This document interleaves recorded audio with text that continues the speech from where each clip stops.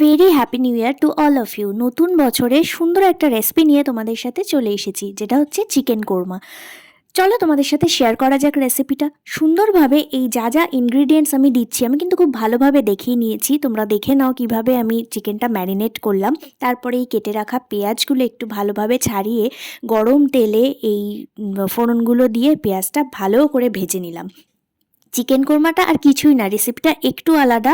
এই ভেজে রাখা পেঁয়াজ, কাঁচা লঙ্কা, কাজু বাদাম এগুলো একটু আলাদা করে পেস্ট করে নিতে হবে, যেটা কিন্তু নর্মাল মাংসে আমরা করি না। তারপরে ওই তেলেই চিকেনগুলো ছেড়ে দিতে হবে। তারপরে এখানে হলুদ, জিরে, ধনে গুঁড়ো সব কিছু দিয়ে দিতে হবে, আর দিয়ে দিতে হবে ওই যে পেস্টটা করলে সেই পেস্টটা। তারপরে আরামসে সুন্দরভাবে, লাইফে যেমন কোনো রকম টেনশন নেই সেই রকম টেনশন ফ্রিভাবে মাংসটাকে জাস্ট কষাও। এই কষানোতেই কিন্তু টেস্টটা বাড়বে। লাস্টে সামান্য পরিমাণে জল দিয়ে দাও, নামানোর সময় ঘি দিয়ে দাও, ব্যাস রেডি।